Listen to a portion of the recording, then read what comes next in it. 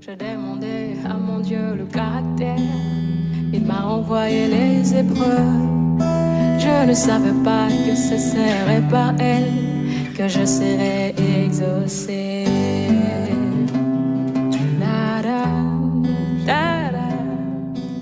Dieu a voulu qu'on soit là ce soir parce qu'il a un programme. Prions pour ce programme-là. Disons déjà merci à Dieu pour la journée que nous avons passée. Où tu es à la maison, ou que ce soit, sois en prière avec nous. Dis merci à Jésus pour la journée qui t'a accordé la grâce de passer. Seigneur Jésus, merci infiniment, Papa, pour la journée que nous avons passée par ta grâce. Merci pour la vie. Merci pour la santé. Merci pour la protection. Merci pour ta présence.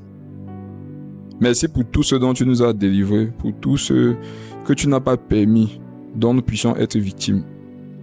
Merci Seigneur Jésus pour la vie. Merci pour ta présence. Merci pour ce moment. Merci pour cette soirée. Père, nous te rendons infiniment grâce pour tout ce que tu as fait pour nous. Nous te rendons infiniment grâce pour ce que tu fais et aussi pour ce que tu feras. Seigneur Jésus, je te dis infiniment merci pour ma vie. Je te dis merci pour la vie de ceux qui sont déjà connectés et qui vont se connecter par la suite. Je te dis infiniment merci pour la vie de nous qui sommes ici au studio. Je te dis infiniment merci pour la vie de nos familles. Merci notre Dieu, Papa, parce que nous avons pu voir ce soir par ta grâce, après la journée que nous avons passée. Seigneur, nous voulons te rendre infiniment grâce. Te rendre toute la louange, Papa. Nos actions de grâce, Papa, ne doivent pas dépendre de ce par quoi nous passons, mais doivent être fonction de ta bonté. Et nous savons que tu es bon envers nous tous les jours. Seigneur Jésus, nous te disons infiniment merci. Merci infiniment, notre Dieu. Merci infiniment pour ce moment, au nom puissant de Jésus. Amen, amen, amen. Demande à Dieu de venir te parler ce soir. Prie, dis au Seigneur de te donner une connaissance, une délivrance, une parole, une orientation par rapport à tes besoins, par rapport à tes manquements, par rapport à tes défis, tes difficultés, par rapport aux pièges dans lesquels tu pourrais tomber. Demande à Dieu ce soir de te donner une parole, de t'orienter, de t'enseigner ce que tu ignores, d'augmenter ta connaissance. Au nom de Jésus, prions. Seigneur Jésus, nous te recommandons ce moment d'enseignement. Nous te prions, Seigneur Jésus, de venir nous donner la connaissance que nous n'avons pas. Viens, Seigneur Jésus, nous instruire, viens nous parler, viens nous dire ce que nous ignorons, viens nous enseigner, Papa, ce que nous ne connaissons pas. Viens nous délivrer de tout mensonge dans lequel nous serions. Seigneur Jésus, je te supplie de venir nous accorder la grâce d'avoir nos cœurs, nos esprits bien disposés à comprendre ce que tu as prévu pour nous ce soir. Je prie, Seigneur Jésus, que toi qui connais les états spirituels, sanitaires, psychologiques, émotionnels de chacun d'entre nous, que ta parole sorte comme un médicament pour nous guérir, qu'elle sorte comme une lumière pour nous éclairer, qu'elle sorte comme un chemin pour nous conduire. Seigneur Jésus, que ta parole ce soir soit une lampe à nos pieds et une lumière sur notre sentier. Je prie, Seigneur Jésus, Papa, que tu puisses venir nous enseigner, que tu puisses venir nous délivrer du mensonge. Viens nous délivrer, Papa, de tout ce qui ne te glorifie pas. Que ce soit un moment de délivrance, que ce soit un moment de restauration, un moment, notre Dieu, Papa, d'équipement au nom puissant de Jésus. Seigneur Jésus, merci pour ta grâce. Merci pour ce que tu vas faire. Merci, notre Dieu, parce que par ta grâce, ça va nous conduire tous les jours de notre vie jusqu'à ce que nous retournions auprès de toi où nous étions avant de venir sur la terre.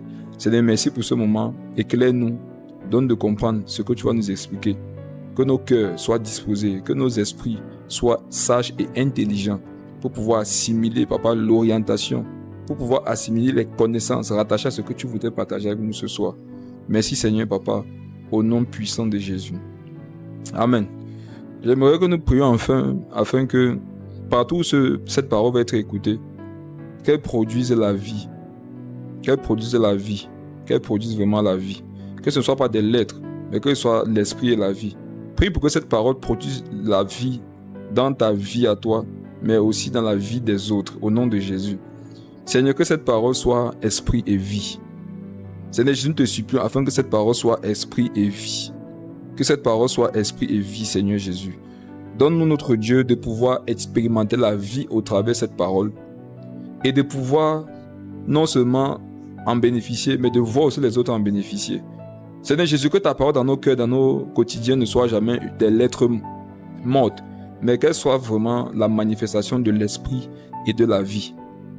Seigneur Jésus, que ce soit le cas ici au Cameroun et partout dans les nations. Que ta parole soit écoutée, que ta parole soit connue, que ta parole transforme. Au nom puissant de Jésus, que ta parole fasse l'effet qu'elle devrait faire dans les vies, dans les cœurs, au nom puissant de Jésus. Amen, amen, amen. Amen, frères et sœurs. Est-ce que vous pouvez me confirmer que vous m'écoutez pour une dernière fois et on va commencer? Est-ce que vous m'écoutez bien et on va commencer? Confirmez-le-moi en commentaire, s'il vous plaît.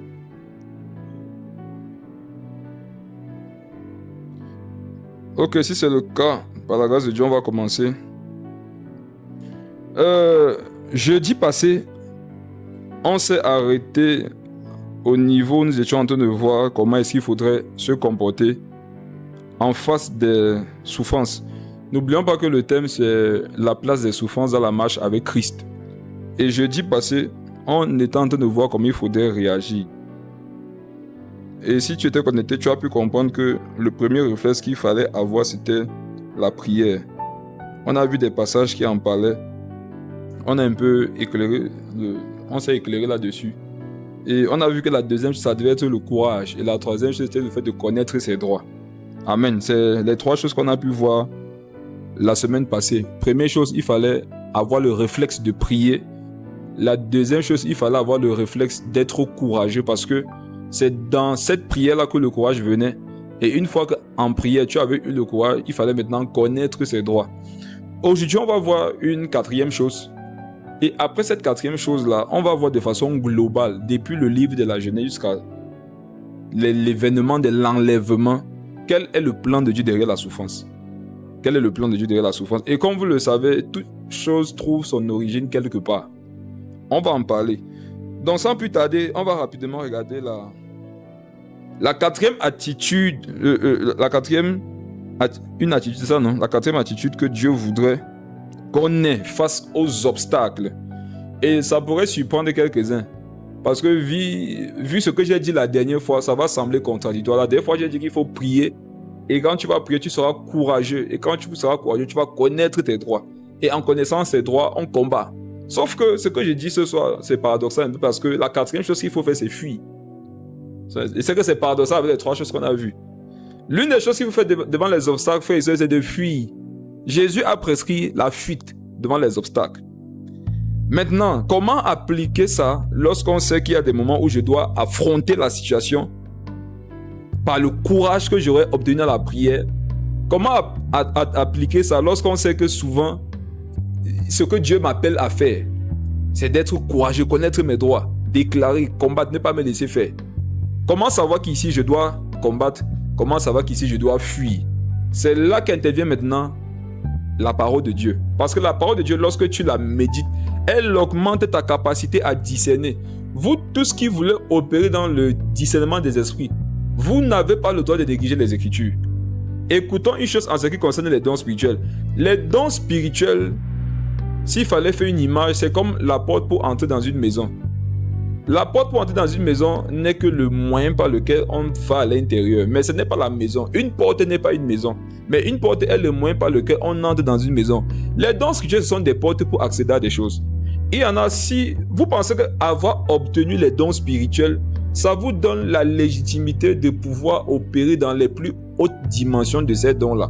Or, le don que tu reçois, ce n'est qu'une porte pour arriver quelque part. Dans mon exemple, je dis bien que la porte, c'est le don. Maintenant, la maison représente la parole de Dieu. Où est-ce que je vais en venir? Si tu as reçu le don de discernement des esprits, ça ne va pas être fin. Sa manifestation, son application ne pourront pas être exemplaires, productifs, fructueux, si tu n'as pas une bonne vie de méditation. Donc souvent, tu vas méditer comme ça, tu vas te rendre compte que la Bible semble contradictoire. La Bible n'est pas contradictoire, elle semble contradictoire. Et quand il y a des sujets où il faudrait que je discerne, s'il faudrait que j'aille à gauche ou à droite, alors que la parole de Dieu me montre que je peux aller à gauche ou à droite, ce qui va m'aider, c'est ma vie de méditation qui me permettra de discerner quelle est la volonté de Dieu.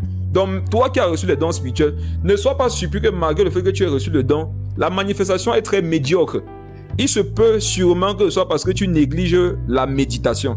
La méditation de la parole, c'est ce avec quoi tu vas mettre du carburant, de la force, de la puissance dans le don que Dieu t'a donné. Donc, allons voir dans quel contexte il faudrait que je fuis. Le même Jésus, parfois, qui a fait face à certaines situations, parfois lui-même il a fui. On va prendre un premier verset. dans le premier livre du Nouveau Testament. C'est quoi le premier livre du Nouveau Testament? Est-ce que tu peux écrire en commentaire? Certains m'ont dit Zacharie, Jérémie, Ézéchiel. On va prendre le premier livre du Nouveau Testament. Selon la façon dont ça a été segmenté pour nous les francophones, c'est Matthieu. Mais selon la pensée prophétique de la résurrection, c'est le livre des Actes des Apôtres. Donc on va prendre Matthieu. Matthieu le chapitre 10, le verset 23. C'est Jésus-Christ qui parle. Et quand Jésus parle, on doit croire et pratiquer. Matthieu le chapitre 10, le verset 33. Qu'est-ce que le Seigneur dit là-bas? 23. Matthieu chapitre 10, verset 23 dit: Quand on vous persécutera dans une ville, fuyez dans une autre. Je vous le dis en vérité, vous n'aurez pas achevé de parcourir les villes d'Israël que le Fils de l'homme sera venu. Amen. Mes frères et sœurs, comme vous le savez, lorsque nous partageons la parole de Dieu, ce qui va beaucoup nous intéresser, ce sont les détails. Ce sont les détails. Jésus dit, quand on vous persécutera dans une ville, fuyez dans une autre. Je vous le dis en vérité, vous n'aurez pas achevé de parcourir les villes d'Israël que le Fils de l'homme sera venu. Ici, Jésus parle de l'enlèvement. Écoutez, soyez très attentifs. Jésus ici est en train de parler de l'enlèvement. Et pendant que vous écoutez, continuez de liker le live. Liker et partager. Pour qu'on ne soit pas surpris. Liker et partager. Liker et partager. Mais surtout, soyez attentifs. Jésus dit que, en fait, il dit, vous n'aurez pas fini de parcourir les villes d'Israël que le Fils de l'homme sera venu. Ici, il est question de l'enlèvement. Parce que Jésus reviendra pour l'enlèvement de l'église. Et il nous dit dans quel contexte que l'enlèvement va se passer. Jésus nous dit dans quel contexte l'enlèvement va se passer. L'enlèvement va se passer alors que certaines personnes, alors que les chrétiens sont en fuite. On comprend par là que si tu es un chrétien qui ne sait pas fuir devant les problèmes, tu vas rater l'enlèvement. L'enlèvement va venir quand les gens sont en train de fuir. C'est comme si quand Jésus va venir, s'il voit qu'on est en train de fuir, il ne va pas venir. Il va attendre qu'on soit en train de fuir. Ça s'adresse aux gens qui ne fuient jamais devant une situation. Vous qui êtes toujours courageux pour tout affronter. On va prendre plusieurs versets bibliques. Vous allez vous rendre compte que parfois, c'est un manque de sagesse de vouloir affronter toutes les situations. C'est la même Bible qui nous a dit l'autre jour qu'il faut prier, être courageux, connaître ses droits. Oui, mais il y a les circonstances où Jésus te dit ici, non, fuis. Et on va voir ça. Jésus dit, lorsqu'on vous persécutera, le thème c'est les souffrances. Donc quand on te persécute, tu souffres. Et Jésus dit donc, lorsque vous allez souffrir à cause de votre foi, la solution souvent, ça sera de fuir. On sait que lorsqu'on fuit, on n'est pas en conflit avec son ennemi. Lorsqu'on fuit, on n'est pas en train de lutter avec qui que ce soit. Fuyez. Il dit que vous n'aurez pas fini de parcourir les villes que je vais revenir. Une façon de dire quoi? Une façon de dire que, mes frères et sœurs, quiconque n'est pas habitué à fuir aura beaucoup de problèmes. Maintenant, pour fuir, attends au moins qu'on te persécute. Ce qu'on a dit, c'est la persécution. Attends au moins qu'on te persécute. Comment savoir que ce que je vis là, c'est une persécution? Ce sont des souffrances extrêmes. Jésus n'est pas en train de dire ici qu'à peine on va lever le doigt dans ta vie, tu dois fuir. Non, on a parlé de persécution. Amen. On parle de persécution. Je vais prendre un exemple. C'est quoi une persécution qui nécessite par exemple que tu fuis? C'est que tu sais que si je prends tel chemin, on risque de me tuer là-bas. Il faut fuir. Ne va pas là-bas parce que tu dis que tu as la foi. Dieu marche avec toi. Regarde, le Dieu qui marche avec toi a permis que tu saches que là-bas on veut te faire du mal pour que tu fuis. C'est pas pourquoi tu peux t'affronter la situation. On fuit devant les persécutions. On n'a pas dit qu'on fuit devant tout. Il y a les situations devant lesquelles tu dois être courageux, ferme, connaître tes droits. Mais lorsque c'est la persécution, non, tu dois fuir. Si tu apprends que on fait du mal physiquement aux chrétiens dans ton quartier, on veut leur enlever la vie. Regarde, fuis. Jésus a dit qu'on fuit. Parfois, c'est le moyen pour le Seigneur de faire que l'évangile arrive dans d'autres contrées. Savez-vous comment le premier réveil s'est passé? C'était par la fuite des apôtres et des disciples, des premiers chrétiens. Lorsqu'on a enlevé la vie à Étienne, Ce qui s'est passé, c'est qu'on persécutait les chrétiens à Jérusalem. Qu'est-ce qu'ils ont fait? Ils ont fui. Et sur le chemin de leur fuite, ils annonçaient l'évangile. C'est le premier grand mouvement de réveil international. C'était parce qu'il y avait des gens qui fuyaient. Donc, fuir n'est pas une faiblesse tant que c'est une recommandation du Saint-Esprit. Quand c'est le Saint-Esprit qui te demande de fuir, ce n'est pas une faiblesse, c'est une force. Quand c'est le Saint-Esprit qui te demande de fuir, ne te vois pas comme quelqu'un de lâche, vois-toi comme quelqu'un d'obéissant. Parce qu'il y en a qui ont voulu être plus courageux que le courage de Dieu. Ça leur a coûté cher. Si tu apprends que dans un carrefour, tous ceux qui sont chrétiens là-bas, on est en train de tirer sur eux, ne te joue pas les martyrs. En allant au carrefour disant que moi aussi je suis chrétien, je ne régnerai pas ma foi, tirer sur moi. Non, ce n'est pas sage. Regarde, quand on va tirer sur toi, tout ce que tu étais censé sauver pendant le temps que tu devais encore vivre, qui va les sauver? C'est une sagesse de tout faire pour ne pas quitter la terre avant son temps. Tout ce qui peut faire que vous viviez longtemps, mes frères et sœurs, vous devez le faire. Tout ce qui peut faire que tu vives longtemps sur la terre, non, fais-le. Parce que pendant que tu vis là, tu seras un instrument entre les mains de Dieu. Qu'est-ce qui peut faire que tu vives longtemps? C'est boire de l'eau. Regarde, fuis le fait de ne pas boire de l'eau, va boire de l'eau. Qu'est-ce qui peut faire que tu vives longtemps? C'est faire le sport. Fuis la paresse, non? Fais le sport. C'est bien t'alimenter. Fuis la mauvaise bouffe. Alimente-toi bien. Tout ce que tu sais que tu peux faire pour vivre longtemps sur la terre, fais-le. Parce que pendant que tu es sur la terre, Dieu peut toujours t'utiliser. Dieu n'utilise pas les gens qui ne sont pas là. Il a même dit qu'il n'est pas le Dieu des M-O-R-T-S. Il faut même mettre quel mot ici pour coder ça.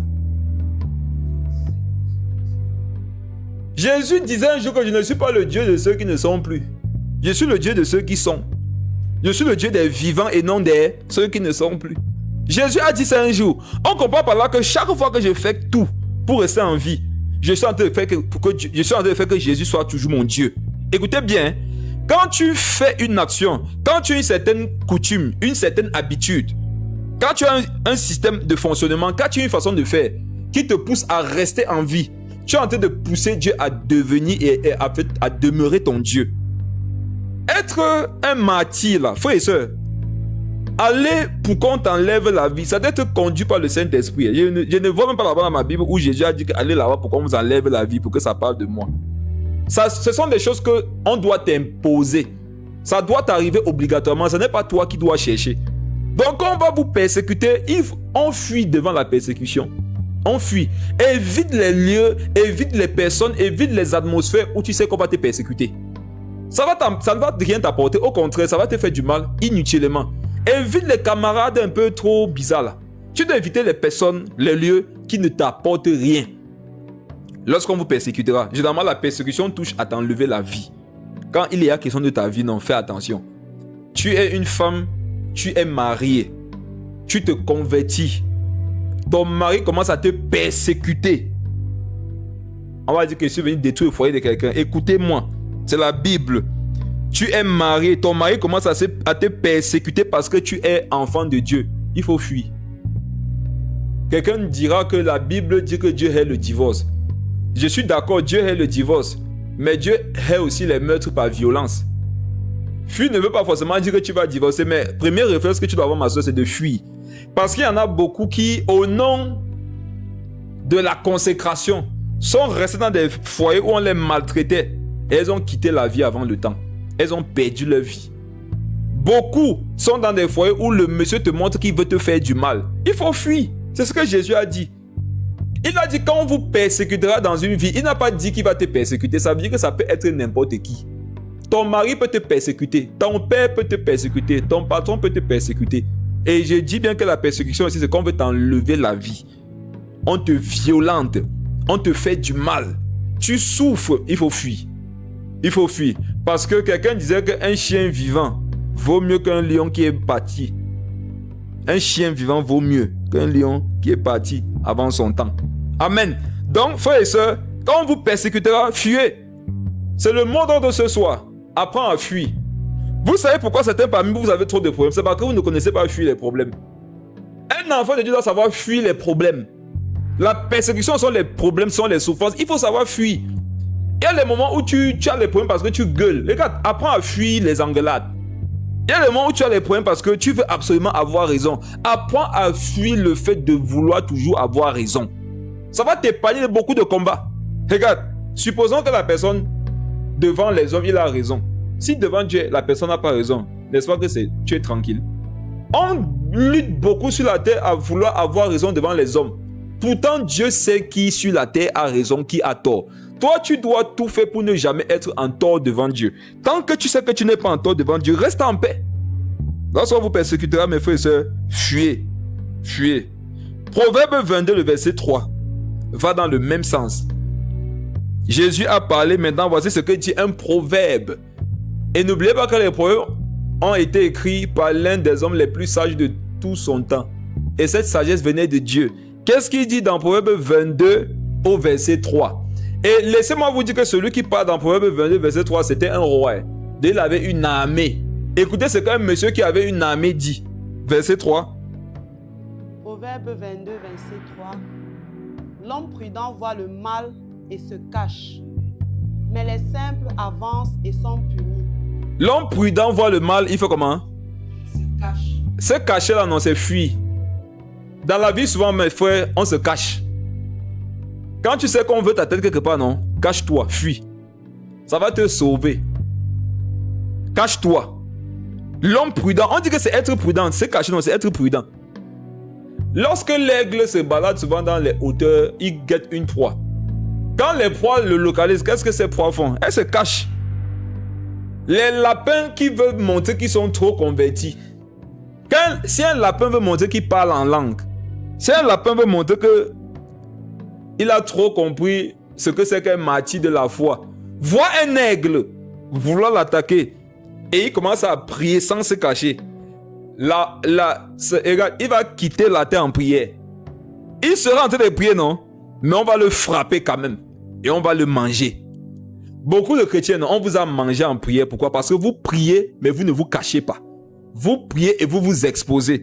Alors que la sagesse de la prière devrait te permettre de comprendre que ici, non, tu dois te cacher en prière. Tu ne dois pas prier exposé. Apprenez, mes frères, apprenons à nous cacher. C'est être prudent. On dit que l'homme prudent voit le mal, il se cache, mais qui? Mais les simples avancent et sont punis. Les simples. On dit que les simples sont punis. C'est quoi être simple? C'est de tout accepter. C'est d'être naïf. Le simple, c'est celui qui croit que, comme il a été vrai, la société va lui rendre ça. Il y en a qui disent que non, c'est moi vrai, c'est moi un chrétien. Mais frères et sœurs, les gens vont passer quelque part pour enlever la vie à ceux qui sont chrétiens. Et avant d'enlever la vie, ils disent aux gens, dites d'abord si vous êtes chrétien. Si tu dis que tu es chrétien, on tire sur toi. Si moi, c'est qu'on va poser la question aux gens, ils ne parlent même pas là-bas. C'est ça être prudent. Celui qui est simple va dire que non, c'est ma foi, c'est ma foi, ma foi. Il va partir, il va avoir les problèmes. Tu habites chez ton père ne veut pas entendre parler de Jésus. Il t'interdit de prier chez lui. Mais tu ne peux pas vivre sans prier. Maintenant, toi, tu dis que je ne peux pas régner ma foi. Tu pries la nuit fort. Dans la maison de ton père qui t'interdit la prière. Tu es un simple, tu vas être puni pour rien. Prie dans ton cœur ou bien prie à basse voix. Et c'est quand tu pries dans ton cœur, ton père voit. Prie en langue dans ton cœur. Dans ton cœur. Le prudent voit le mal, il évite. Et c'est parfois dans ce caractère d'obéissance, soi-disant, que ton père va croire que, mais au final, sa foi là, ce n'est pas quelque chose de mauvaise. Parce que depuis que je lui parle, elle m'écoute, elle m'obéit. Donc le simple avance et il est puni. On comprend qu'il y a des punitions que beaucoup de personnes subissent. Pas parce que Dieu voulait qu'ils subissent ces punitions-là. Pas parce que Dieu voulait que ces personnes subissent ces punitions. Mais parce que ces personnes n'ont pas la sagesse de se cacher. Dans la vie, mes frères, il faut apprendre à se cacher. Lorsque tu vois qu'une situation va t'amener à parler comme un païen, à agir comme un païen, cache-toi. Cache-toi. Ne t'aventure pas sur un chemin sur lequel tu sais que tu risques péché. Il faut te cacher. Quelqu'un te provoque, et regarde, cache-toi, ne réponds pas, cache-toi. On te calcule quelque part, tu sais qu'on t'a tendu un piège là-bas, cache-toi. Ce sont les sœurs simples qui croient que leurs ex veulent les voir chez eux, juste pour leur poser des questions sur leur foi. Tu es une sœur, tu sortais avec un païen. Aujourd'hui, il t'invite. Tu y vas. Tu es simple. Tu seras puni. Tu seras puni dans le sens où quelque chose va se passer là-bas, non? Tu vas tomber enceinte. Maladie sexuellement transmissible. C'est ça ta punition. Celle qui est sage voit le mal qui peut arriver, non? Et elle se cache. Il faut se cacher. Mais frères et sœurs, si nous souffrons dans la vie, il faudrait que ce soit vraiment des souffrances que Dieu même ait voulu. Il ne faudrait pas subir des souffrances à cause du manque de sagesse. Il ne faudrait pas subir des souffrances parce qu'au lieu de te cacher, tu t'es exposé. Dans la vie, il faut se cacher. Et mes frères, les gens qui veulent cacher, ils vivent tranquille. Hein. Ils vivent bien. Qui sont ceux qui ont souvent des problèmes dans la vie? Ce sont ceux qui sont toujours exposés. Lorsque, par exemple, il y a un mouvement de révolte, je prends un exemple sur le plan de la politique. Qui sont ceux qui tombent? Qui sont ceux qui sont punis? Ce ne sont pas ceux qui s'exposent. Ceux qui se cachent, ils sont prudents et ils vivent. Suivez mon regard, nous sommes au Cameroun. Nous sommes dans une période où il y a les gens qui sont cachés et qui ont exposé d'autres personnes. Ceux qui ont été exposés, la Bible dit qu'ils sont simples dans le sens où ils ne sont pas sages. Ils ont été punis. Certains ont perdu la vie. Mais ceux qui sont prudents, ils se cachent.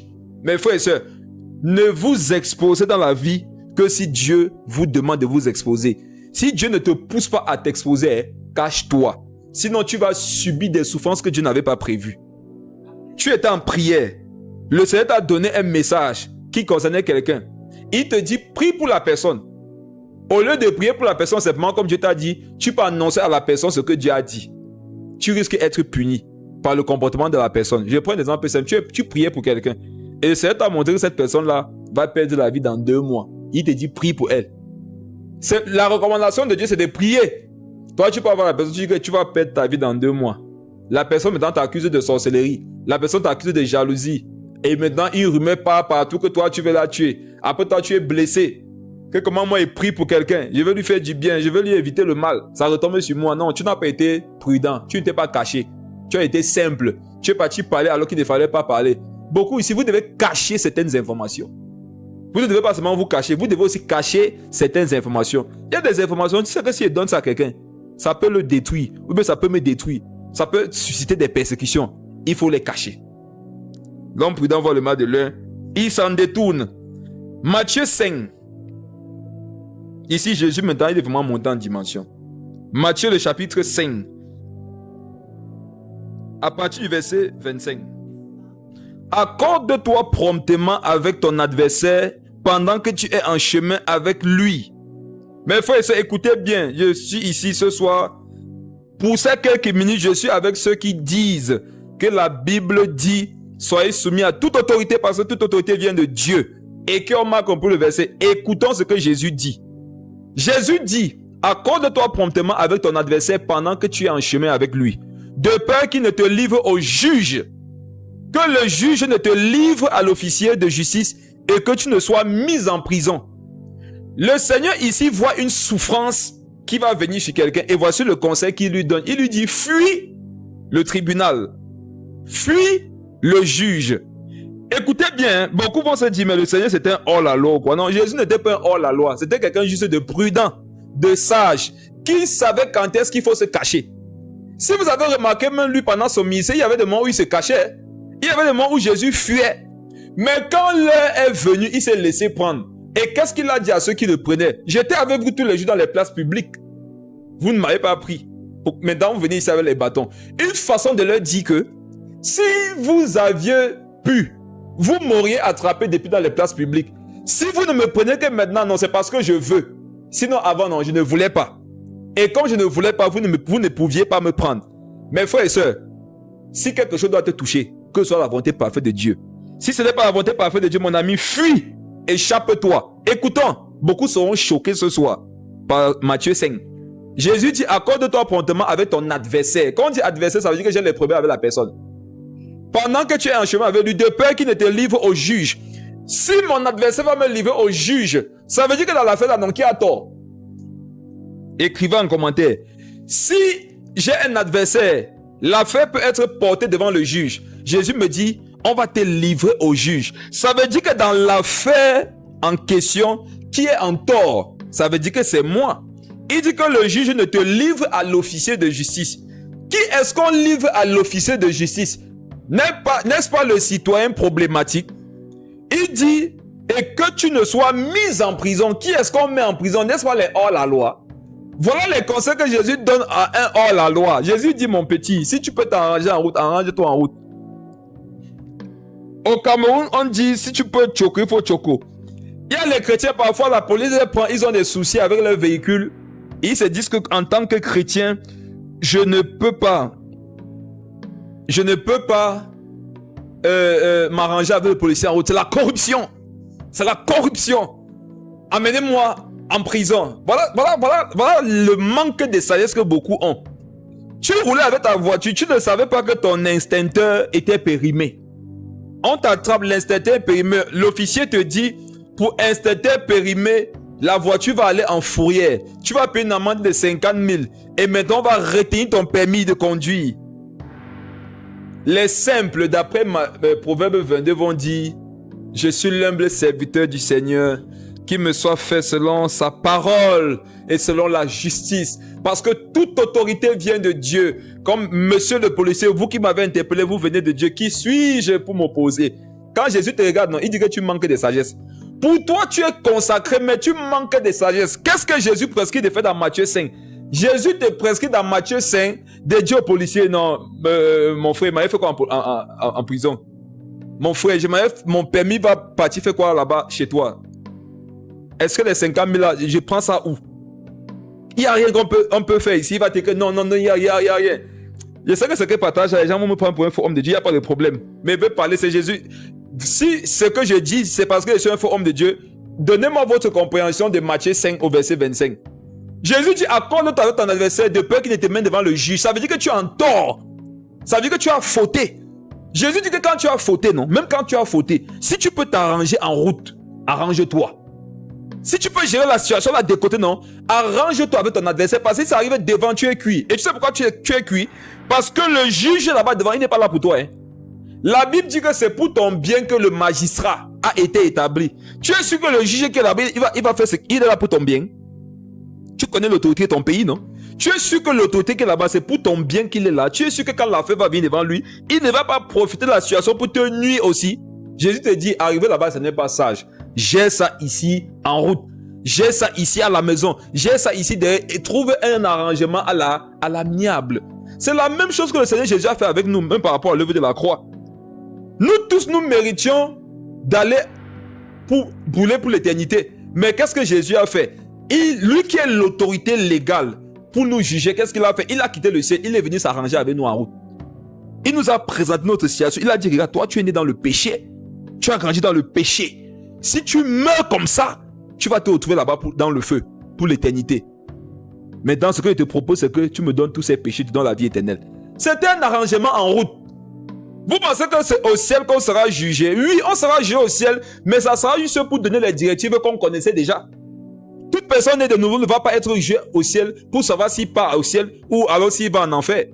Ça sera pour savoir quel est le niveau de trône qu'il aura atteint.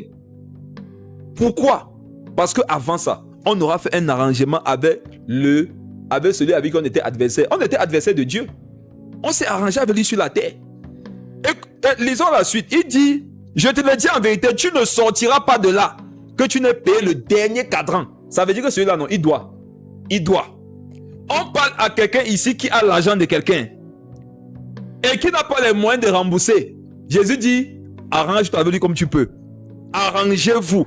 Je vous fais un petit témoignage. Une sœur, un jour, se baladait dans la ville de Yaoundé avec son mari.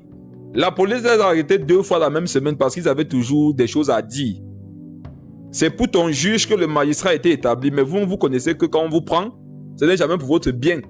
Même si c'est la forme du pneu, on peut passer par la forme du pneu de ta voiture pour te prendre de l'argent. Donc, eux étant naïfs, étant simples, d'après Proverbe 22, eux étant simples, ils se sont dit, on est des chrétiens. Si le policier nous dit que nous sommes en tort, on va faire ce qu'il dit. Voilà qu'on leur a donné 2 amendes en 1 semaine. C'est beaucoup d'argent. Retenir leur permis, voiture en fourrière, tout ça. 2 fois en 1 semaine quand même, pour eux, c'était trop. Ils ont commencé à avoir mal. Et elle m'écoute prêcher sur cette affaire. Elle me voit dans la pour dire que mais je t'ai écouté prêcher dessus. Qu'est-ce qu'il en est? Elle dit que c'est comme tu as compris que j'ai prêché là, ma soeur. C'est comme je t'ai dit là. Moi, je n'aurais pas fait ça. Je vais vous parler. Il y a des choses peut-être qu'on ne dit pas aux gens souvent. Moi-même, j'ai souvent eu des problèmes en route avec le policier.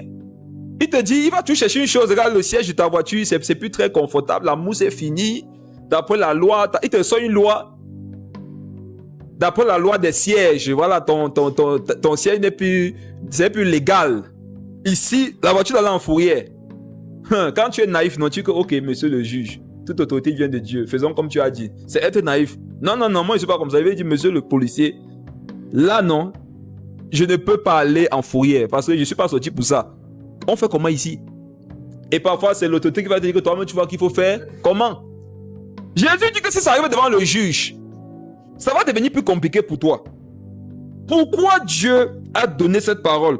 Parce qu'il savait que viendront des temps où les autorités, où les gouvernements, où les administrations seront corrompus et ne seront plus là pour le bien des gens, mais juste pour leur intérêt propre.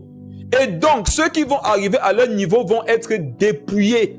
Je ne vous enseigne rien. Surtout dans les pays africains, on sait que l'administration est là pour dépouiller le peuple. Si tu arrives là-bas devant avec ton problème, tu es mort. Tu es cuit. Donc Jésus dit, je te le dis en vérité, tu ne sortiras pas de là que tu n'aies payé le dernier cadran. Voilà comment Jésus te demande de fuir les problèmes.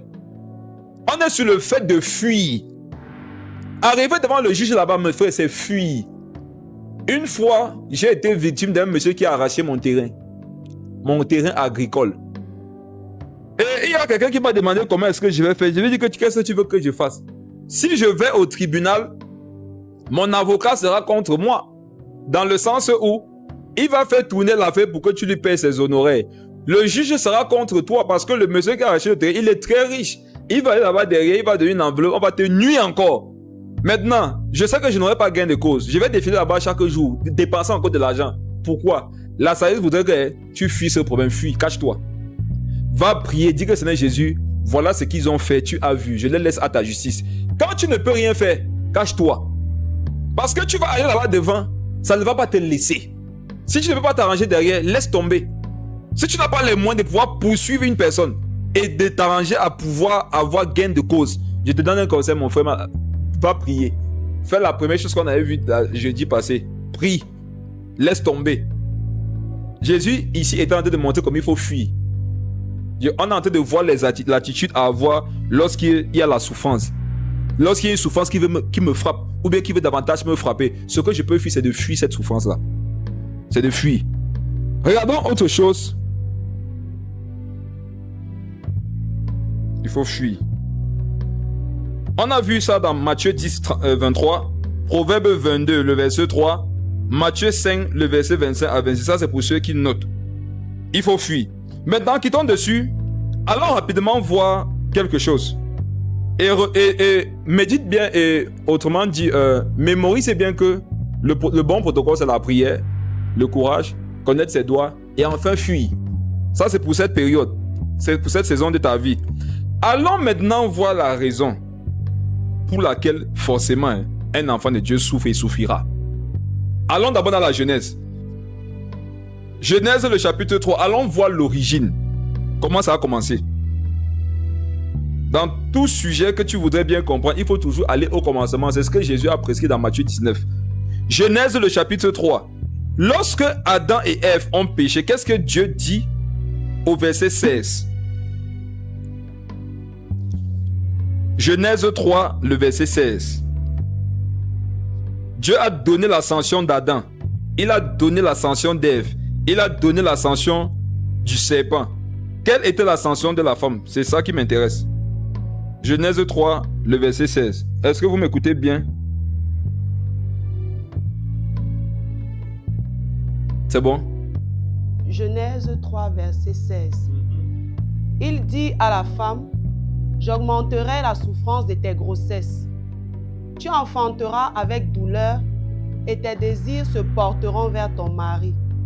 Mais il dominera sur toi. Amen.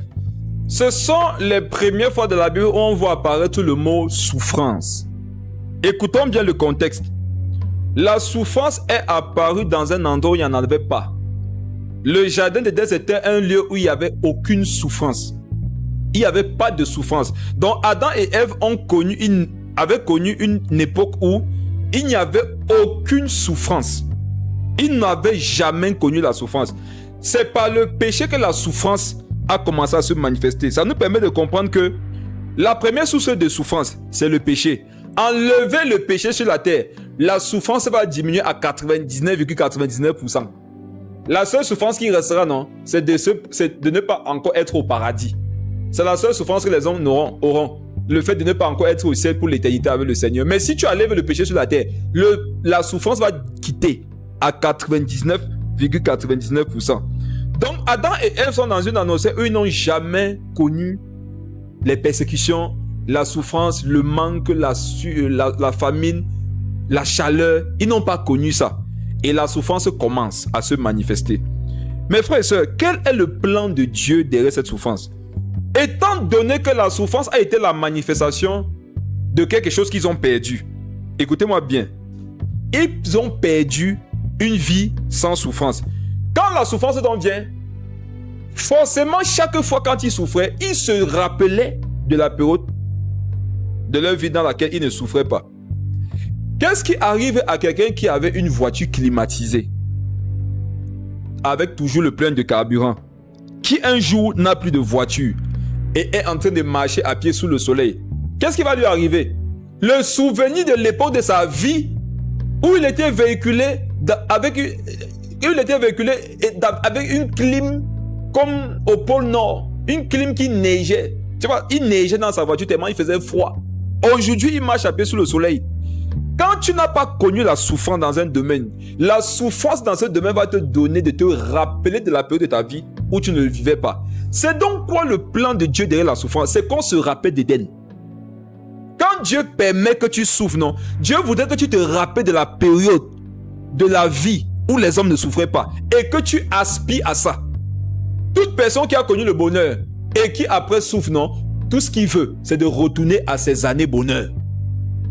Une femme qui a perdu son utérus et qui ne peut plus avoir d'enfant, chaque fois qu'elle va penser enfant, non, elle va se rappeler que quand elle va se rappeler son utérus, elle va se rappeler une fois dans ma vie, il pourra avoir les enfants. Quelqu'un qui a été amputé du pied gauche ou du pied droit, chaque fois qu'il va voir les gens jouer au football, il va se rappeler que lui aussi, un jour dans sa vie, il avait joué au football. La souffrance a pour but de nous rappeler le bonheur. La souffrance a pour but de nous rappeler le repos, la paix, la joie. Quand le Seigneur permet que tu souffres, il veut que tu penses au paradis. Il veut que tu penses au ciel. Parce que ce n'est que là-bas que tu seras dans l'état dans lequel ce qui te fait souffrir là n'existera plus. On comprend par là que si quelqu'un souffre, non, mais sa souffrance ne le pousse pas à Dieu, cette souffrance-là est inutile. Arrange-toi dans ta vie à ne jamais souffrir inutilement. Il faudrait te poser la question de savoir, les souffrances par lesquelles je passe actuellement là, est-ce que ça me pousse même vers Dieu? Est-ce que ces souffrances me donnent de prier, de méditer, de jeûner? Si ce n'est pas ça que tu es en train de faire, je t'assure que c'est Satan qui est en train de contrôler ta souffrance. Si c'est Dieu qui contrôle cette souffrance, tu vas voir que ça va te ramener vers lui. Je suis convaincu qu'à chaque accouchement, Ève se rappelait que ce n'était pas prévu ainsi. Je suis convaincu que chaque fois que Adam cultivait et qu'il avait les ampoules, quand les herbes piquantes le blessaient, quand il sortait difficilement sa nourriture de la terre aride, je suis convaincu que ce dont il se rappelait toujours, c'était qu'une fois dans nos vies, on n'avait pas besoin de faire tout ça pour manger. Une fois, c'était tranquille. Je suis convaincu que quand Caïn a enlevé la vie à son frère Abel, ils se sont rappelés de comment au ciel, en Éden, autant pour moi, où ils étaient, il n'y avait pas ça. Je suis convaincu que chaque fois qu'un serpent mordait la femme, ou bien l'un de ses enfants, elle se rappelait que ça sont les conséquences du péché. Avant, ce n'était pas comme ça. C'est quoi le but suprême de la souffrance? Le but suprême de la souffrance, c'est de te donner à aspirer au ciel. Si la souffrance ne te donne pas d'aspirer au ciel, tu n'as pas encore souffert. Allez demander aux gens qui ont connu la souffrance. À un moment donné, non, il veut mourir. Si tu n'as jamais souffert au point de désirer quitter la terre pour aller au ciel, non, tu n'as pas encore souffert. Je répète ce qu'il dit. Si dans ce que toi tu appelles souffrance là, tu n'as jamais désiré que tout s'arrête pour que tu ailles au ciel, non, tu n'as pas encore souffert. Ce sont les gens qui ne souffrent pas qui sont attachés à la terre. Quand ta vie, ça va quand même, tu veux vivre aussi sur la terre pour l'éternité. Quand tu as un bon travail, oh, tu es logé, tu manges à ta faim, tu peux voyager, tout va bien. Quand tu parles d'enlèvement, ça te fait mal. Pourquoi? Parce que dans ta tête, tu ne souffres pas. Mais quand vient la souffrance, c'est toi qui commences à prier, Seigneur Jésus, tu viens quand? Il ne vient pas. Tu vas d'abord souffrir la quantité que tu étais appelé à souffrir avant qu'il va venir. Donc il dit, j'augmenterai la souffrance pendant l'accouchement. Tous les cris que vous écoutez dans les maternités là, ce n'était pas prévu. C'était pas prévu. Ça devait passer comme une lettre à la poste. Mais ce n'est plus le cas. Pourquoi? Parce qu'un jour, il y a eu le péché. Voici donc la formule que tu dois te donner d'avoir dans ton esprit. Cette souffrance par laquelle je passe, est-ce que ce n'est pas dû au péché? Si c'est dû au péché, il faut te repentir. Si ce n'est pas dû au péché, persévère. Dans les deux cas, ça te parle du paradis. Répands-toi pour pouvoir accéder au paradis que tu as perdu. Persévère, même si ce n'est pas dû au péché, pour aussi avoir accès au paradis qui t'est réservé au ciel. Ce qui précédera, mes frères et sœurs, l'enlèvement. On a lu ça tout à l'heure. Dans Matthieu 22. Ça sera quoi? Ça sera la fuite. La fuite devant la souffrance. C'est ça qui va précéder l'enlèvement. Jésus viendra chercher des gens qui souffrent. Tu vois, toi qui ne souffres pas, c'est comme tu vas parler au ciel. Si tu m'écoutes et que tu n'es dans aucune souffrance, c'est parce que tu vas aller au ciel. Le ciel, c'est pour les gens qui sont fatigués et chargés du monde. C'est pour ceux qui n'en pouvaient plus. La Bible dit que je vous donnerai du repos. Le repos, c'est pour qui? C'est pour ceux qui étaient fatigués. En ce qui me concerne, moi, je suis fatigué de cette terre, frère. Il n'y a pas de paix. La paix n'est pas sur la terre. La véritable paix, non, ça n'existe pas sur la terre. La véritable paix, c'est au ciel. Le véritable repos, c'est dans la présence de Dieu au ciel. La véritable quiétude, regarde, parfois, non, tous ceux qui meublent ta vie, la personne ne va t'être utile. Ce n'est que Jésus au ciel qui va t'aider. Qui s'est senti comme moi? Tu es entouré de beaucoup de personnes, mais tu te sens seul. Parce que le niveau de souffrance où tu es là, non, un homme ne peut rien faire pour toi. Il n'y a que Dieu. Si donc dans ce niveau de souffrance, tu n'aspires pas à Dieu, tu aspires à quoi? Ce ne sont pas les pleurs qui vont t'aider, hein? C'est la prière. Et dans la prière, Dieu va te donner le courage. Et dans le courage, tu connaîtras ce que tu dois subir, ce que tu ne dois pas subir. Tu connaîtras tes droits. Et tu sauras maintenant devant quoi je dois fuir et devant quoi je ne dois pas fuir. Romains 8, le verset 18. Allons voir quelque chose en parallèle avec Genèse 3, le verset 16 que nous venons de lire. Romains 8, le verset 18. Vous tous qui êtes connectés ou qui écouterez cet audio, soyez fortifiés dans toutes les souffrances dans lesquelles vous êtes. Soyez fortifiés, quel que soit ce par quoi vous passez actuellement. Regardez seulement les souffrances et les obstacles, les difficultés qui sont dues au péché. Repentez-vous et ça va s'arrêter. Si vous n'avez pas péché, si vous n'avez rien fait, mais que vous subissez quand même, soyez encouragés. Il y a un plan derrière ça et voici le plan. Romains, le chapitre 8, le verset 18. Romains 8, verset 18. J'estime que les souffrances du temps présent ne sauraient être comparées à la gloire à venir qui sera révélée pour nous. Amen. Les souffrances du temps présent ne sauraient être comparées à la gloire à venir. Paul, dans Romains 8, au verset 18, nous fait comprendre que la souffrance là est rattachée à une gloire à venir. Mais pour ceux qui lisent la Bible, vous vous êtes déjà rendu compte qu'il n'y a pas de gloire pour quelqu'un qui souffre pour avoir péché. La gloire suit la souffrance lorsque elle n'est pas due à un péché. Amen. J'espère que vous m'écoutez toujours bien. Continuez de partager le live et de le liker. Partagez le live et likez. Jésus dit, les souffrances du temps présent ne sauraient être comparées à la gloire à venir. Donc, toi qui souffres, non pas à cause du péché, tu as le droit à la gloire de Dieu. Et ce n'est pas un privilège. Non, non, non. Ce n'est pas un privilège. Quelqu'un qui met sa main au feu, il a droit à ce que sa main soit brûlée. Quelqu'un qui sort nu dans la neige, il a droit au froid. C'est une conséquence. Mes frères et sœurs, rassurez-vous seulement dans votre vie à ne pas souffrir à cause du péché. Voilà ce sur quoi un chrétien doit veiller. Veille dans ta vie pour ne pas souffrir pour avoir commis un péché. Et si tu sais que je souffre alors que je n'ai pas péché, non, ce qui t'attend, c'est la gloire. Tu es condamné à vivre la gloire. On comprend par là que quiconque fuit la souffrance, fuit la gloire. Celui qui fuit la souffrance, il est en train de fuir la gloire. La gloire est directement rattachée à la souffrance.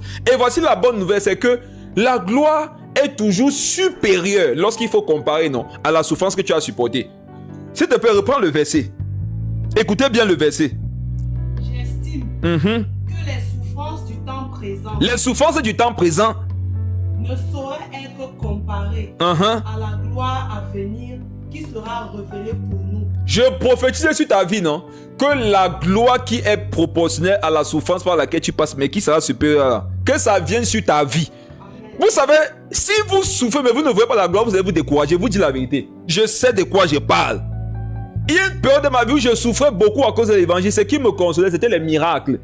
C'était la gloire qui m'accompagnait. Quand je voyais la gloire de Dieu se manifester, ça me consolait. Souffre 2 semaines, 1 mois, 2 mois, il n'y a rien qui vient après ça. Tu vas te décourager. Et tu vas te décourager, pourquoi? Parce que si tu souffres à cause de Christ, non, je te le dis, c'est impossible que tu ne vives pas la gloire. C'est impossible. Quiconque souffre à cause de Jésus, il va vivre la gloire. Si tu as donc remarqué que tu souffres depuis longtemps, mais il n'y a pas la gloire, vérifie un peu ta vie. Sûrement, il y a des choses auxquelles tu dois renoncer, qui te font souffrir inutilement. Paul dit que si on doit comparer la gloire que nous allons vivre et la souffrance par laquelle nous passons actuellement, il n'y a pas match, il n'y a pas photo. Il n'y a pas de comparaison à faire. La gloire est bien plus supérieure. Toi qui souffres et qui sais que tu ne vis pas dans le péché, non? Bénis Dieu. Il y a une gloire qui est déjà sur ta vie. Il y a une autre gloire qui sera révélée au temps marqué. Prenons notre passage dans le livre de Pierre, de 1 Pierre. 1 Pierre, le chapitre 1. Ici, vous allez voir que même les... Ce que je veux dire, ça peut un peu troubler quelqu'un. Ça peut un peu... Mais je vais parler. Mais frère, est-ce que vous savez que les anges envient l'église? Si tu as déjà quand même lu ta Bible un peu... avec un peu d'attention, si tu as déjà un peu étudié l'œuvre de la croix, si tu as un peu étudié la place des anges, en ce qui concerne l'œuvre de la croix, tu comprendras que les anges envient l'église. Les anges veulent être à la place de l'église. Et vous savez l'une des raisons pour lesquelles les anges veulent être à la place de l'église, est-ce qu'elle peut parler? C'est parce que l'église souffre. L'une des choses que les anges envient à l'église, c'est que l'église souffre. Lisons 1 Pierre 1, vous allez voir quelque chose. Écoutez très bien, vous allez voir que non, ce que vous voulez rejeter là, ce que vous ne voulez pas vivre, les anges veulent vivre ça. Parce qu'ils ont compris quelque chose. 1 Pierre 1 à partir du verset 10. 1 Pierre 1 verset 10. Les prophètes qui ont prophétisé touchant la grâce qui vous était réservée ont fait de ce salut l'objet de leurs recherches et de leurs investigations, voulant sonder l'époque et les circonstances marquées par l'Esprit de Christ qui était en eux et qui attestait d'avance les souffrances de Christ et la gloire dont elles seraient suivies. Vous avez écouté ça? N'oubliez jamais que les anges sont les collaborateurs de service des saints. Et pour chaque époque, pour chaque saison, pour chaque dispensation, Dieu donne des recommandations et des fonctions, des charges, des travaux aux anges. La Bible nous dit maintenant que les prophètes qui ont été là avant, les anges avec lesquels ils ont collaboré, parce que ne mettez jamais sainteté sans ange, ça ne marche pas. Quand tu vois sanctification, il faut toujours voir ange à côté. Donc, les anges de ces prophètes, ou ces prophètes même de façon directe, mais je veux qu'on reste au niveau des anges, parce qu'il y a beaucoup d'autres versets qui en parlent. Je ne les ai pas forcément notés à cause du temps, on ne pourra pas voir ça ce soir. Il y a des anges depuis le ciel qui sont de la Bible, les Écritures autant pour moi, pour comprendre des phénomènes dans l'œuvre de la croix. Et vu que les prophètes de l'Ancienne Alliance n'ont pas connu l'Église, ils ont le même problème. Donc les prophètes de l'Ancienne Alliance et les anges avaient un même problème, c'est qu'ils voulaient sonder les temps et les circonstances. Écoutez bien, on dit qu'ils ont même fait de ce salut l'objet de leurs recherches et de leurs investigations. Le sujet sur lequel les prophètes et les anges ont le plus réfléchi, non, c'est sur l'œuvre de la croix. Voulant sonder l'époque et les circonstances marquées par l'esprit de Christ qui était en eux. Maintenant, l'esprit là attestait quoi? Qui attestait? Et qui attestait d'avance les souffrances de Christ et la gloire dont elles seraient suivies. Ils n'avaient pas toutes les informations, non? Mais l'esprit leur avait quand même attesté qu'il y a une catégorie de choses, de gloire qui vont se manifester à cause de la souffrance. Et ils ont maintenant voulu comprendre ça, mais ils n'y arrivaient pas. Écoutez-moi très bien. Les prophètes et les anges voulaient comprendre pourquoi il y a la gloire qui va venir et il faudrait absolument que ça passe par la souffrance. C'est quoi ça? Puisqu'ils n'ont pas connu ça. C'était l'œuvre de la croix qui est réservée à qui? Aux enfants de Dieu. On comprend par là que dans la gloire que manifestaient les anciens prophètes, dans la gloire que manifestent les anges, il y a une gloire qu'ils ne peuvent pas avoir. C'est la gloire qui est rattachée aux souffrances dues à Christ. Les prophètes n'ont pas souffert à cause de Christ. Ils ont souffert à cause du Messie. Quelqu'un va dire qu'il nous embrouille. Les anges n'ont pas connu la gloire qui est rattachée au fait d'avoir souffert pour sa foi. Est-ce que les anges sont les chrétiens? Répondez-moi mes frères. Les anges ne sont pas des chrétiens. Les anciens prophètes ne sont pas des chrétiens. Il y a une gloire qui est rattachée au fait que tu souffres à cause de ta foi en Jésus. Esaïe a connu Jésus. Non, il a seulement prophétisé sur Jésus. Élie et Moïse sont venus qu'après. Mais ils ne l'ont pas connu avant. Ils ont seulement prophétisé. On dit qu'ils ont voulu comprendre ça.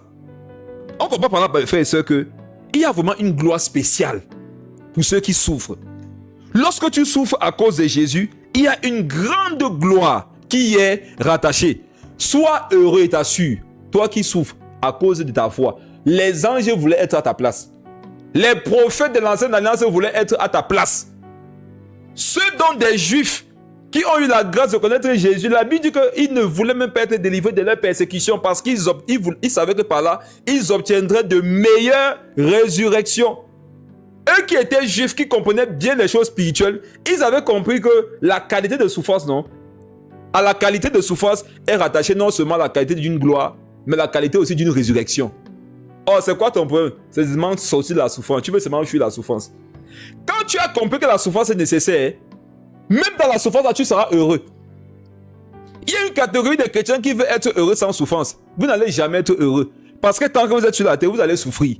Maintenant, tu dois comprendre quels sont les bénéfices qui sont rattachés à cette souffrance. La Bible dit qu'il y a la résurrection, il y a la gloire. Ça fait que quand je souffre, non seulement j'ai le moral, mais en plus de ça, je sais et je manifeste la gloire et je sais que la rédemption, la résurrection m'attendent. C'est ça qui fait en sorte que je ne vais jamais fléchir parce que je suis en train de passer par quelques moments de souffrance. Encore que la Bible a précisé qu'il n'y a pas match, il n'y a pas de comparaison à faire. La gloire à venir est bien plus supérieure aux souffrances par lesquelles je passe.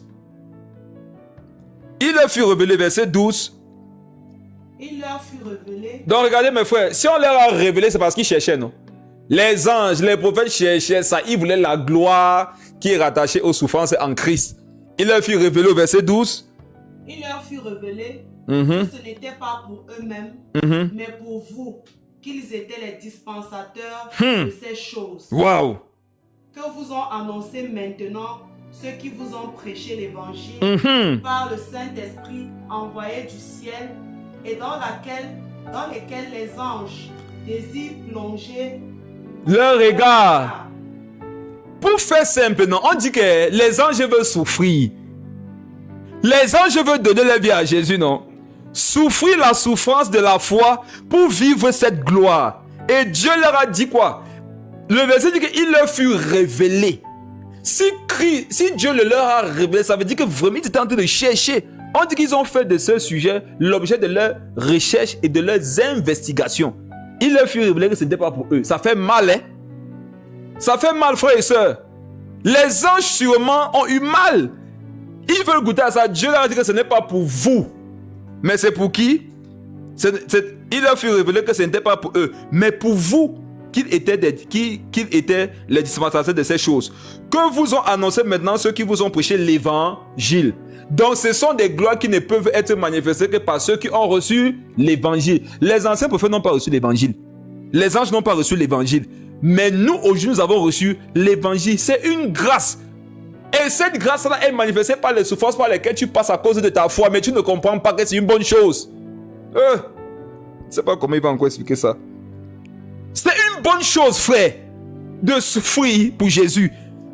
Quand tu souffres à cause de Jésus, sois content, sois heureux. Bénis le Seigneur.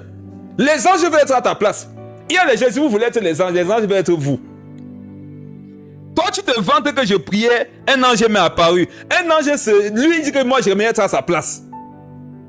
Quand l'ange te voit persécuté, quand l'ange te voit souffrir, il dit que si je pouvais être à la place de ce chrétien, lui veut fuir la souffrance à cause de Christ, alors que c'est ce à quoi j'aspire. Sachant que si je souffre à cause de Jésus, il y a une grande gloire qui va venir sur ma vie. Vous qui souffrez à cause de votre foi, non? Que la gloire de Dieu vous couvre. Qu'elle soit sur vous. Qu'elle soit tellement sur vous que même l'ange Gabriel et l'ange Michel en réunion, non, souhaitent être à votre place. Vous pensez que Gabriel et Michel sont mieux que vous? Ce sont les collaborateurs de service, on les respecte. Hein? On est frères, mais je vous dis, par rapport à l'œuvre de la croix, non, ils nous envient. La Bible dit dans Corinthiens que pendant qu'on est à l'église comme ça, les anges sont là. Ils veulent faire quoi? Ils veulent écouter la parole. Il y a des choses qu'ils ne peuvent écouter que lorsqu'on parle de l'évangile. Maintenant, toi, tu as reçu l'évangile, ça te fait un peu souffrir, tu pleures. Vous ont prêché l'évangile par le Saint-Esprit envoyé du ciel et dans lequel les anges désirent plonger leur regard. Ça veut dire que quand ils regardent même, non, ils ne peuvent pas voir. Il y a des révélations que les anges ne peuvent pas voir, ne peuvent pas avoir, à moins qu'ils t'écoutent en parler. Exemple, les mystères sur l'œuvre de la croix. Voilà le sujet sur lequel les anges sont le plus ignorants. Parce que là-bas, c'est par l'évangile, c'est par le Saint-Esprit et c'est adressé à l'église. Aucune condition n'est pour eux. C'est un sujet sur lequel ils sont très ignorants. Ils peuvent avoir beaucoup d'informations, mais il y a des domaines là. Jésus n'a réservé ça que pour ceux qui ont reçu l'évangile. Il n'a réservé ça que pour ceux qui ont le Saint-Esprit. Verset 13. C'est pourquoi saignez les reins de votre entendement. Très bien. Soyez sobres. Voilà. Pour dire que non, calmez-vous. Si vous dire que calmez-vous, soyez calme. Ne t'agite pas dans cette souffrance. Sois calme, sois sobre, oui. Et ayez une entière espérance dans la grâce qui vous sera apportée. Que Jésus-Christ apparaîtra. Amen. Mais frère, c'est voilà l'attitude que nous devons avoir. Nous devons être sobres. Et avoir une entière espérance dans la grâce qui nous sera apportée lorsque Jésus-Christ apparaîtra. Ça nous permet de comprendre qu'il y a une gloire qui ne se manifestera que quand Jésus reviendra. Il y a une gloire qui va se manifester pendant que nous sommes encore sur la terre. Et il y a une gloire qui va se manifester seulement quand Jésus va venir. Mais dans les deux cas, ça sera parce que tu auras accepté de souffrir à cause de ta foi. 1 Pierre, le chapitre 2, juste devant. Le verset 20. 1 Pierre 2, le verset 20.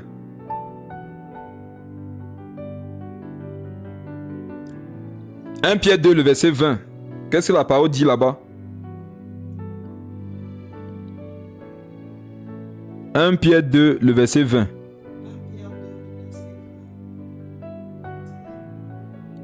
Car c'est une grâce que de supporter des afflictions par motif de conscience envers Dieu, quand on souffre injustement. En effet, quelle gloire y a-t-il à supporter de mauvais traitements pour avoir commis des fautes? Mais si vous supportez la souffrance, lorsque vous faites ce qui est bien, c'est une grâce devant Dieu. Et c'est à cela que vous avez été appelés, parce que Christ aussi a souffert pour vous, vous laissant un exemple, afin que vous suiviez ses traces. Amen. Quiconque veut suivre les traces de Jésus doit souffrir. La Bible nous dit que souffrir, non, à cause de sa foi, c'est suivre les traces de Jésus. Quand tu dis à Jésus, Seigneur Jésus, tous les jours de ma vie, je veux te suivre. Ce que Jésus aussi entend, c'est que tous les jours de ma vie, je veux souffrir avec toi. Oui. Vous ne pouvez pas participer au bonheur de quelqu'un sans participer à sa souffrance. Ce n'est pas normal. Ça, c'est être un profiteur. Suppose que dans ta vie, tu connais quelqu'un qui ne veut jamais te soutenir dans les moments de souffrance. Lui veut seulement bénéficier des bons moments. Tu vas marcher avec lui. Non, tu vas l'écarter de ta vie. Parce que lui, il n'est là que pour profiter. Mais s'il y a quelqu'un qui souffre avec toi, tu vas dire, ok, comme tu souffres avec moi, mange c'est moi. Et Jésus le disait, que ceux qui veulent souffrir, ceux qui souffrent avec lui, ce sont aussi eux qui vont vivre la gloire avec lui. Quiconque refuse de souffrir avec Jésus, Jésus va lui refuser de vivre sa gloire. Un Corinthiens 4, le verset 20 nous dit que le royaume de Dieu ne consiste pas en parole, mais en puissance. La puissance, là, c'est la manifestation de la gloire de Dieu. Et la gloire de Dieu, là, par quel moyen est-ce que ça vient? Ça vient par la souffrance. Je répète, 1 Corinthiens 4, 20. Car le royaume de Dieu ne consiste pas en parole. On dit que le royaume de Dieu ne consiste pas en parole, mais consiste en quoi? En puissance. Et le moyen par lequel la puissance se manifeste, c'est par la souffrance. On comprend par là quoi? Que le royaume de Dieu consiste à souffrir pour manifester la gloire de Dieu sur la terre. Point final. Point final. N'aspire jamais à vivre 1 Corinthiens 4, 20. La gloire, la puissance du royaume. Tu n'aspires pas à la souffrance, ça ne peut pas se faire. Le royaume de Dieu ne consiste pas en parole, mais en puissance. Cette puissance-là, c'est la gloire de Dieu. Et la gloire de Dieu vient par la souffrance. Donc, si je veux vraiment vivre le royaume de Dieu, qui consiste en puissance, je dois me préparer tous les jours de ma vie à souffrir pour ma foi. Et on a vu ce que ça signifie depuis plusieurs semaines déjà. Et même pendant qu'on en parle, dans tes méditations, Dieu peut davantage t'enseigner dessus. Et c'est ça qu'on est en train de voir. Cette gloire-là, c'est de l'accepter de souffrir, non pas à cause du péché, mais à cause de ta foi. 1 Pierre, le chapitre 4, Pierre a beaucoup parlé de ça. Allons 2 chapitres encore devant. Il dit d'abord dans 1 Pierre 2, verset 20, si vous supportez la souffrance lorsque vous faites ce qui est bien, c'est une grâce devant Dieu. La Bible dit que c'est une grâce. C'est une grâce, mais toi tu le vois comme une malédiction. Quand tu vois les souffrances par lesquelles tu passes comme une malédiction, alors que Dieu te demande de le voir comme une grâce, tu ne vas pas avoir la gloire qui y est rattachée. La façon dont tu vois les souffrances détermine ce que les souffrances vont te donner. Si tu vois les souffrances comme une malchance, si tu vois les souffrances comme vraiment je sais pas quoi, la misère, ça va te donner ça. Ça va te donner la malchance et la misère. Mais si tu vois les souffrances comme une grâce, ça va te donner la gloire. La façon dont tu regardes la souffrance, il faut veiller. La souffrance, c'est comment tu la regardes. La souffrance, c'est un être à part entière qui vérifie comment est-ce que tu le regardes. Si tu le regardes bien, il va te rendre ce qui est dû, ce qui t'est dû. Mais si tu le regardes mal, il va retrancher ce qui t'était promis. Regarde la souffrance comme étant une grâce. Il a dit, si vous supportez la souffrance, lorsque vous faites ce qui est bien, c'est une grâce devant Dieu. À partir de ce soir, il faut décider de regarder la souffrance comme une grâce. Ne vois plus la souffrance comme une malchance. Ne vois plus la souffrance comme étant le fait que toi tu as abandonné, Dieu t'a rejeté. Non. Vois la souffrance comme une grâce. C'est une grâce. Si tu le vois comme une grâce, tu vas vivre la gloire. Mais si tu ne vois pas la souffrance comme une grâce, ça sera les problèmes. Supposons que tu as soif, mais tu vois l'eau comme étant de la lave. Est-ce que tu vas boire l'eau? Et tu vas mourir de soif. Mais si pendant que tu as soif, tu vois l'eau comme étant l'élément qui peut te donner la vie, qu'est-ce que tu vas faire? Tu vas boire cette eau. Beaucoup parmi vous, vous n'avez pas les bénéfices lorsque vous souffrez parce que vous regardez mal la souffrance. Je vous dis que la souffrance, c'est quelqu'un. Il n'aime pas qu'on le regarde mal. La souffrance, il n'aime pas qu'on la regarde mal. Regardez bien la souffrance. Quand tu vois ta souffrance, parle-lui gentiment. Dis que c'est une grâce pour moi de marcher avec toi. Continuons dans 1 Pierre, le chapitre 4, au verset 13. Écoutons ce que Dieu nous demande d'avoir comme comportement, comme attitude. 1 Pierre 4, le verset 13. 1 Pierre 4, verset 13. Réjouissez-vous au contraire de la part que vous avez aux souffrances de Christ. Réjouissez-vous de la part que vous avez. Ça veut dire que la souffrance avec Jésus, c'est comme un gâteau. On coupe des parts. Mes frères, quand tu as accordé la grâce d'avoir une part, non? La Bible dit quoi? Le premier mot du verset, c'est quoi? Réjouissez-vous. Mes frères et sœurs, supposons que vous alliez à une fête et qu'on partage la nourriture, la boisson de te donne pas, tu vas te réjouir. Arrêtez avec les comportements, les fausses humilités pour dire que je ne suis pas pour fait pour manger, je m'en vais pour soutenir. Arrête ça, arrête ça. Même au ciel où on parle, non, c'est pour manger, pour boire aussi. On arrive au paradis, on n'a pas la nourriture, on n'a pas la boisson, c'est qu'on est pour au paradis. Donc même au ciel, on va manger et boire, c'est la fête des fêtes. La Bible dit, réjouissez-vous au contraire de la part que vous avez aux souffrances. Les souffrances en Christ, c'est un gâteau dont on a fait des parts.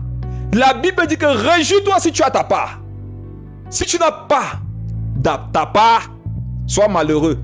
Pour le Seigneur, non, qui devrait être malheureux sur la terre, ce sont ceux qui ne souffrent pas à cause de son nom. C'est une grâce et un privilège de souffrir à cause du nom de Jésus. Ceux qui sont malheureux, non, ceux qui devraient être malheureux, ce sont ceux qui ont remarqué que dans leur vie de tous les jours là, Ils ne souffrent pas eux à cause de leur foi. Je te pose une question, toi qui es connecté ou qui va écouter cet audio. Est-ce que tu souffres même à cause de ta foi? Est-ce que tu souffres à cause de ta foi? Si tu ne souffres pas à cause de ta foi, tu es malheureux. Si tu souffres à cause de ta foi, réjouis-toi. C'est ce que la Bible dit, parce que tu as part aux souffrances de Christ. On prend quelque chose qui appartient à Jésus, on partage avec toi, tu n'es pas content comment? Pour être content de quoi? Tu veux être content de quoi alors? Si tu n'es pas heureux de ce que Christ partage sa vie avec toi. Lis la suite du verset. Réjouissez-vous au contraire de la part que vous avez aux souffrances de Christ. Afin que, la conséquence. Afin que vous soyez aussi dans la joie et dans l'allégresse lorsque sa gloire apparaîtra. Le verset c'est clair.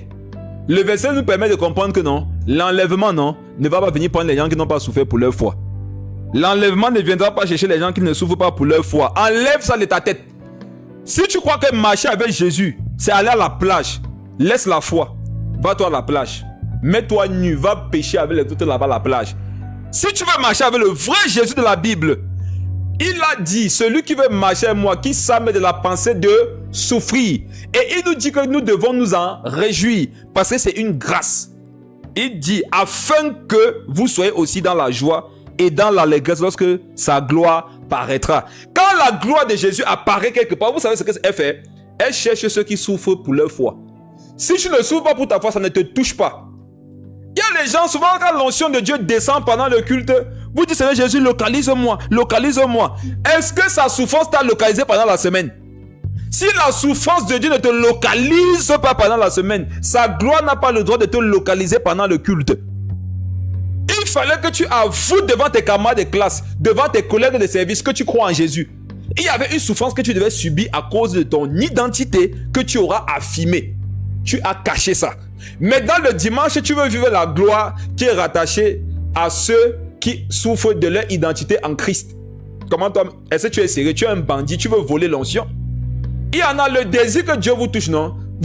Il y en a votre désir que Dieu vous touche là, c'est de vouloir, vous voulez voler l'onction. Parce que vous n'y avez pas droit, mais vous désirez ça vous touche. Vous voulez voler l'onction des autres.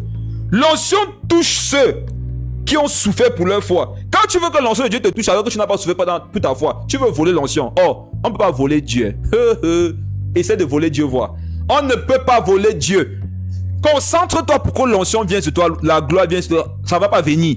Regarde, imite même ceux qui parlent en langue, non? Toi, dans ton cœur, tu sais que tu es en train d'imiter, rien ne te touche. Rien ne te touche. Quand la gloire de Dieu vient, elle cherche ceux qui souffrent à cause de leur foi. Tu ne souffres pas à cause de ta foi, la gloire de Dieu ne va pas marcher avec toi. C'est aussi simple que ça. Afin que vous soyez aussi dans la joie et dans l'allégresse lorsque sa gloire apparaîtra. 1 Pierre le chapitre 5. On est seulement avec tonton Pierre. Il sait de quoi il parle. Jésus lui avait d'abord dit comme il va mourir. Donc il est parti étudier le sujet. Jésus est que toi là, tu vas mourir de telle façon pour glorifier Jésus. Rappelez-vous, le Seigneur disait ça dans Jean 21 à l'apôtre Pierre. Il lui a dit comme il devait mourir pour glorifier le Seigneur. Tu dois prier pour que la façon dont tu vas quitter la terre, donc glorifier le Seigneur Jésus. Ne parle pas comme un chien. Ne parle pas comme un animal. Ne parle pas comme le rat. Ne parle pas comme une souris qu'on a piégée dans la maison avec le poison. On vient trouver le cadavre comme ça, la souris est partie. Non, ta façon même de quitter la terre doit glorifier le maître. Et on nous dit dans l'histoire comment Pierre est parti. On voulait le crucifier, il a dit qu'il n'est pas digne. Quand on le crucifiait en l'envers, on l'a crucifié en l'envers. Il a glorifié le Seigneur par la façon dont il est parti. 1 Pierre 1, c'était lui. 1 Pierre 2, 1 Pierre 4, même dans 1 Pierre 3, il y a des informations. Maintenant, on est dans 1 Pierre 5, le verset 1. 1 Pierre 5, le verset 1. 1 Pierre 5, verset 1. Voici les exhortations que j'adresse aux anciens qui sont parmi vous. Moi, ancien comme eux, témoin des souffrances de Christ et participant de la gloire qui doit être manifestée. Magnifique. Paul dit témoin de quoi? Des souffrances de Christ. Et comme il est témoin des souffrances de Christ, automatiquement on dit et participant. Amen. Participant de la gloire qui doit être manifestée. Si tu veux être participant de la gloire qui doit être manifestée, non, tu dois souffrir des souffrances de Christ. Mes frères et sœurs, voilà l'évangile. Hein. Tu dois être précédemment témoin des souffrances de Christ lorsque tu veux participer à la gloire. Vous voulez vivre la gloire de Dieu, mais vous fuyez la souffrance. Vous avez vu ça où? Et vous savez, les souffrances, ce n'est pas seulement ce que les autres doivent te faire, c'est aussi ce que tu dois te faire à toi-même. Attendez, il faut que j'en parle. Lorsque tu vois une belle fille en route, tu ne la dragues pas. Avoue que tu souffres, mon frère. Ta chair souffre de ça. Lorsque tu as les moyens de pouvoir aller coucher au mariage, ou bien tu as les moyens de pouvoir tromper ton mari, tromper ta femme, mais tu ne le fais pas. Mes frères et sœurs chrétiens, regardons, revenons un peu sur terre, non? Avouons que vous en souffrez. Avouons que vous en souffrez. Mes frères, continuons de liker, hein? Likons. Peut-être, je suis en train de parler de toi, ça t'énerve. Tu as dit que tu ne likes plus. Continue de liker. Continue de liker le live. Commentez, partagez. On est à la fin. Peut-être il y a une parole à la fin là qui va prendre quelqu'un. Je suis en train de vous dire, mes frères et sœurs, que les souffrances là, ça ne viendra pas toujours des autres. Ça doit parfois venir de toi, mais pas à cause du péché. Écoutez bien quelque chose. Je disais que souvent quand tu peux pécher, tu ne pêches pas là. Avoue que tu as mal. Écrivez en commentaire. Chrétien, vous avez mal. Moi-même, j'ai mal. Il y a les choses que tu veux pécher comme ça. Tu es obligé de ne pas pécher. Ça te fait mal. Avant, dans le monde, quelqu'un te manquait de respect, puis tu le massacrais. Et après, on te respectait au quartier. Voilà, aujourd'hui, tout le monde te parle. Tu ne peux plus même gifler quelqu'un. Ça fait mal. La Bible dit que c'est une souffrance que tu t'imposes parce que tu as connu Jésus. À cause de ça, non, tu as le droit légal de participer à la gloire de Dieu. Tu trichais avant. Tu avais les bonnes notes. Aujourd'hui, tu vas t'imposer la souffrance d'avoir la note que tu mérites. C'est une souffrance à cause de Christ. Tu pouvais avoir 18 sur 20, mais désormais tu as 12 sur 20 à cause du fait que tu décides de ne plus tricher. Que Dieu te donne d'avoir 20 sur 20 sans tricher pour montrer aux gens que ce n'est pas le péché là qui donne les bonnes notes. Mes frères et sœurs, je prie vraiment que vous qui vous consacrez à Dieu, que vous ayez au-delà de ce que ceux qui se compromettent ont. Oui, la première personne qui doit te faire souffrir, c'est toi-même. Impose-toi les souffrances. Paul disait dans 1 Corinthiens 9, verset 27 que je traite mon corps durement et je le tiens assujetti. Je le tiens assujetti de peur d'être rejeté après avoir prêché aux autres. Voilà les souffrances qu'on doit s'imposer aujourd'hui. Je dois m'imposer la vie de Dieu. Il y en a ici, vous connaissez comment vous étiez action-réaction. Quelqu'un n'a même pas encore fait manquer, tu l'avais envoyé une. Mais aujourd'hui, tu connais Jésus, tu ne peux plus. C'est là alors que tout le monde te parle. Tout le monde te méprise, tout le monde crache sur toi. Ça te fait souffrir de ne pas réagir, non? Chaque fois que tu as souffert de ne pas mal réagir, non? Il y a un dépôt de gloire qui est venu sur toi. Chaque fois, frères et sœurs, que vous avez accepté une souffrance, chaque fois que vous vous êtes imposé vous-même une souffrance, pour ne pas pécher contre le Seigneur, quand vous vous êtes imposé de ne pas pécher contre Dieu, vous vous êtes automatiquement mis dans une position où vous avez le droit de prendre la gloire de Dieu. Il y en a ici aussi, vous souffrez beaucoup, mais on ne voit pas la gloire de Dieu sur vous. C'est parce que vous attendez que ça vienne comme ça. Vous devez prendre la gloire. Vous devez aspirer à ce que la gloire de Dieu se manifeste. Parce que vous-même, vous avez vu que vous faites vos efforts pour marcher avec Dieu. Il dit, témoin des souffrances de Christ et participant. Quand il dit et, ça veut dire qu'il n'y a pas l'un sans l'autre. Si tu es témoin des souffrances en Christ, forcément, non, il y aura la gloire manifestée. Toi qui ne manifestes pas la gloire, il y a deux choses. Soit c'est le péché, soit tu ne sais pas que tu as le droit de manifester la gloire. Il y en a qui sont aussi comme ça. Ils ne savent pas qu'ils ont le droit de manifester la gloire. Tu as le droit de manifester la gloire de Dieu. Tu as le droit de demander la gloire de Dieu. Tu as le droit d'aspirer à la gloire de Dieu si tu ne vis pas dans le péché. Si tes souffrances sont dues à cause de ta foi. Prenons un dernier passage, toujours l'apôtre Pierre, au verset 9. 1 Pierre 5, toujours, oui, le verset 9.